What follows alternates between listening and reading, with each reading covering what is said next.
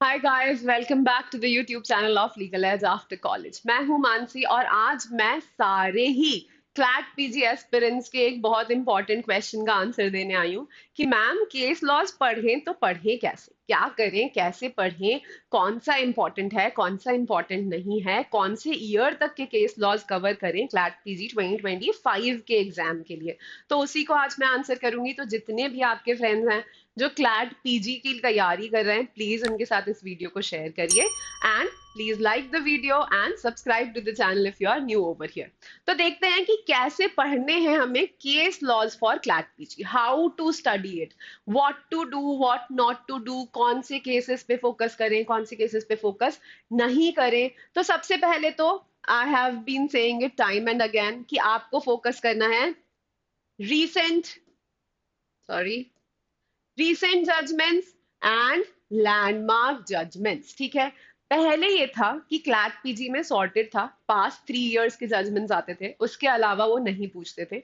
But since last year they have changed it completely. They have been asking questions from any sort of judgments, जो भी news में रहा है उससे related या उससे रेलेवेंट जो भी जजमेंट्स हैं वो सारे ही अब वो लोग पूछते हैं। ठीक है, तो इसलिए हमें लैंडमार्क जजमेंट्स भी देखने हैं एंड रीसेंट जजमेंट्स भी देखने हैं। जो भी चीज न्यूज में है, जो भी कंटेम्प्ररी डिस्कशन में बात चल रही है, उससे related if there is any judgment then you must have a look at it.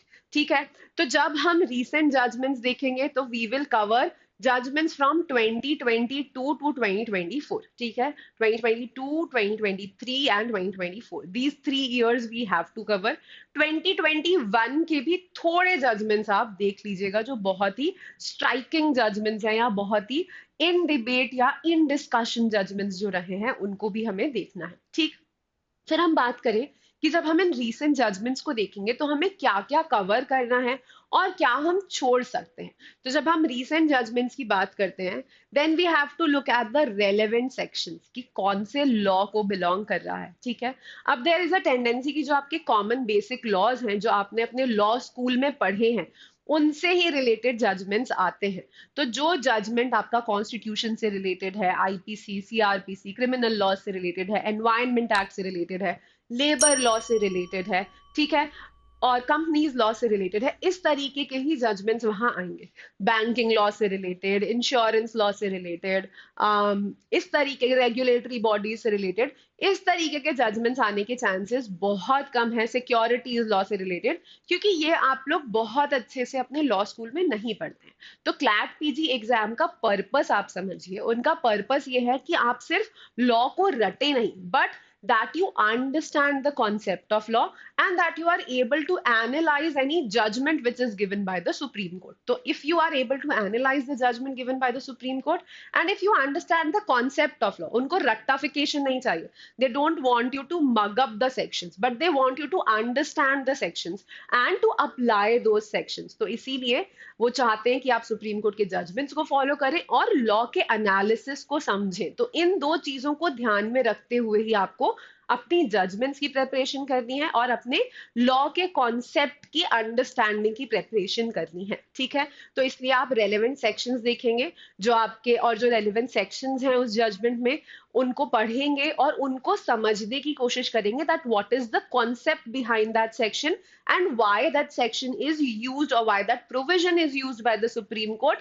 in that particular judgment or in interpreting the dispute in that particular judgment. ठीक है, then you will have a look at whatever referred cases are there. When we talk about referred cases, there are three types of referred cases. First are those referred cases which are peculiar to the dispute. Dispute से related ही वो cases रहते हैं। ठीक है, तो उन cases को आपको देखना है।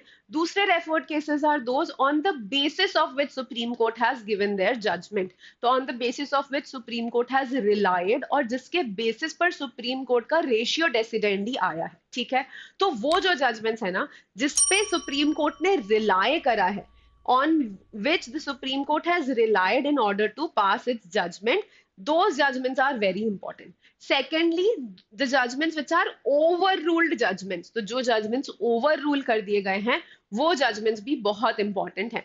अब यहाँ आप ये भी देखिए कि ऐसा जरूरी नहीं है कि उन जजमेंट्स का नाम आपसे पूछ लिया जाए, बट उन जजमेंट्स में कॉन्सेप्ट क्या डिस्कस करा गया था वो आपसे पूछा जा सकता है, ठीक है।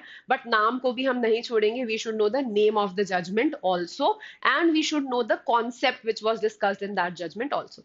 आप जब भी किसी जजमेंट को पढ़ रहे हैं, you need to know the trajectory of the judgment, कि what was the original position of the law, how that position has changed through the judgments. तो पहले कौन सा जजमेंट आया था, उसके बाद क्या आया, उसके बाद क्या आया, and what is the current position of law now. ठीक है, तो इन सब चीजों को जब आप ट्रेस करेंगे पूरा properly, then you will be able to do a holistic study of the judgement.